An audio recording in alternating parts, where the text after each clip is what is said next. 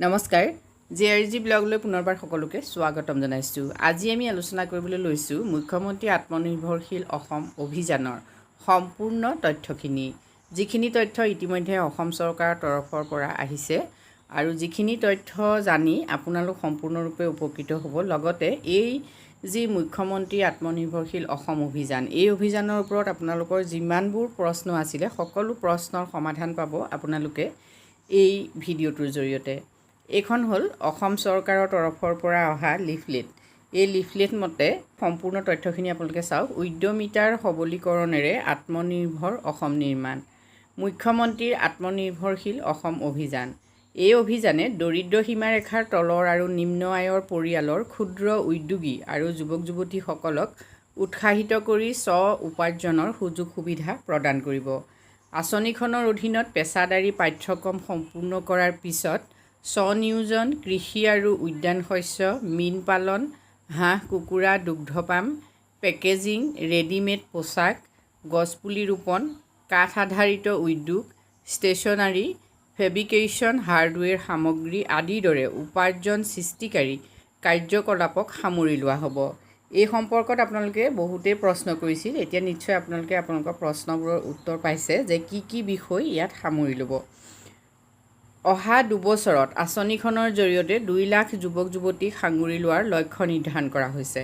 হিতাধিকাৰীসকলে তেওঁলোকৰ যোগ্যতা অনুসৰি মিশ্ৰিতভাৱে চৰকাৰী অনুদান আৰু সুদবিহীন চৰকাৰী ঋণ দুটা কিস্তিত 2 লাখ, 3 লাখ, 5 লাখ টকাকৈ লাভ কৰিব। নিৰ্বাচিত হিতাধিকাৰীসকলে উদ্যমিতা, পৰিচালনা আৰু একাউণ্টিং দক্ষতা বৃদ্ধিৰ বাবে নিৰ্বাচিত শৈক্ষিক দক্ষতা প্ৰশিক্ষণ প্ৰতিষ্ঠানত 1 মাহৰ প্ৰশিক্ষণ ল'ব লাগিব, য'ত তেওঁলোকক 10,000 টকাকৈ বৃত্তি হিচাপে প্ৰদান কৰা হ'ব। এইখিনি হ'ল আঁচনিখনৰ মূল কথা। হিতাধিকাৰীসকলে কি চৰ্ত পূৰণ কৰিব লাগিব সেই সম্পৰ্কটো আপোনালোকে জানি লওক। 1 নম্বৰটো হ'ল হিতাধিকাৰী অসমৰ স্থায়ী বাসিন্দা হ'ব লাগিব আৰু বয়সৰ সীমা 18ৰ পৰা 45 বছৰৰ ভিতৰত হ'ব লাগিব। এতিয়া চাওক, এই বয়সটো লৈ পেলাই যথেষ্ট সংখ্যকে কমেণ্ট কৰিছিল কিমান বয়স হ'লে আপুনি আঁচনিখনৰ বাবে আবেদন কৰিব পাৰিব। গতিকে আজি আপোনালোকে নিশ্চয় গম পাইছে যে 18 বছৰৰ পৰা 45 বছৰৰ যদি ভিতৰত আপোনাৰ বয়স, তেতিয়াহ'লে আপুনি আঁচনিৰ বাবে আবেদন কৰিব পাৰিব। শিক্ষাগত অৰ্হতা ন্যূনতম 10ম শ্ৰেণী উত্তীৰ্ণ হ'ব লাগিব। এতিয়া চাওক, যোৱাকালি এটা ভিডিঅ'ত মুখ্যমন্ত্ৰী মহোদয়ে এই কথাটো কৈছিলে যে মেট্ৰিক উত্তীৰ্ণ নহ'লেও আবেদন কৰিব পাৰিব, কিন্তু চৰকাৰীভাৱে অহা এইখন লিফলেটত কিন্তু এইটো দিছে যে শিক্ষাগত অৰ্হতা ন্যূনতম 10ম শ্ৰেণী উত্তীৰ্ণ হ'ব লাগিব। গতিকে 10ম শ্ৰেণী উত্তীৰ্ণসকলেহে এই আঁচনিৰ বাবে আবেদন কৰিব পাৰিব। নেক্সট হ'ল উপাৰ্জন সৃষ্টিকাৰী কাৰ্যকলাপ, ITI, ডিপ্ল'মা ইত্যাদিৰ বাবে প্ৰয়োজনীয় দক্ষতা, জ্ঞান আদি থাকিব লাগিব।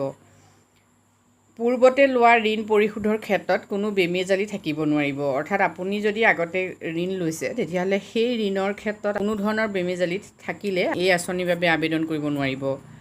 চৰকাৰী কৰ্মচাৰী, পেঞ্চনাৰৰ পৰিয়ালৰ সদস্য হ'ব নোৱাৰিব। এইটো এটা গুৰুত্বপূৰ্ণ কথা যে আপুনিতো চৰকাৰী কৰ্মচাৰী হ'বই নোৱাৰিব, কিন্তু আপোনাৰ ঘৰত যদি পেঞ্চন পায় কোনোবাই, মা দেউতাই বা অন্যান্য কোনোবাই পেঞ্চন পায়, তেতিয়াহ'লেও আপুনি এই আঁচনিৰ বাবে আবেদন কৰিব নোৱাৰিব।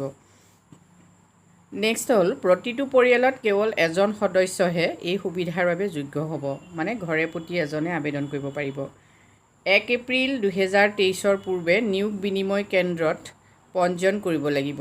2023ৰ 1 এপ্ৰিলৰ আগত আপুনি এমপ্লয়মেণ্ট এক্সচেঞ্জত যদি নামভৰ্তি কৰি থৈছে তেতিয়াহ'লেহে আপোনালোকে এই আঁচনিৰ বাবে আবেদন কৰিব পাৰিব। মুখ্যমন্ত্ৰী আত্মনিৰ্ভৰশীল অসম অভিযানৰ এইখিনি হ'ল মূল কথা। গতিকে যদি আপুনি এই আঁচনিৰ বাবে আবেদন কৰাৰ কথা ভাবি আছিল তেতিয়াহ'লে নিশ্চয় আপোনালোকে গম পাইছে। ইয়াত সকলোতকৈ ডাঙৰ কথাটো যে 18 বছৰৰ পৰা আপোনাৰ বয়স যদি 45 বছৰৰ ভিতৰত, তেতিয়াহ'লেহে আপুনি এই আঁচনিৰ বাবে আবেদন কৰিব পাৰিব। অহা 23 ছেপ্টেম্বৰত এই আঁচনিৰ বাবে অনলাইন আৰম্ভ হ'ব। আজি ভিডিঅ'টোত আমি আপোনালোকৰ বাবে এইখিনি কথা আলোচনা কৰিছোঁ। যদি আপোনালোক উপকৃত হৈছে কমেণ্ট কৰি জনাব। ধন্যবাদ।